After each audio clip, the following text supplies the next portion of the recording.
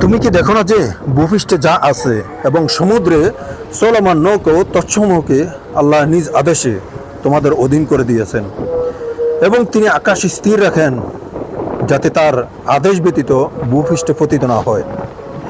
নিশ্চয়ই আল্লাহ মানুষের প্রতি করুণাশীল দয়াবান। সূরা আল হজ আয়াত 65। সাগরের উত্তাল তরঙ্গ ঢেউয়ের জলরাশি আমাদের জানান দেয় তার অস্তিত্বের কথা। সাগরের বিশালতা আমাদের বুঝতে শেখায় যে কোনো কিছুই তুচ্ছ নয়। বর্তমানে যাকে আপনি ক্ষুদ্র কিংবা ছোট ভেবে তুচ্ছ মনে করছেন, সেও কোনো না কোনো এক সময় তার বিশাল সাগরে পরিণত হয়ে নিজ ক্ষমতা দেখানোর জন্য প্রস্তুত হবে। সাগর হচ্ছে আমাদের স্রষ্টার সৃষ্টির একটি অপূর্ব নিদর্শন। সাগর আমাদের মনকে উদার হতে শেখায়। সাগরের বিশালতা ও গভীরতা আমাদের মনে শক্তি যোগায়, অনুপ্রেরণা যোগায়।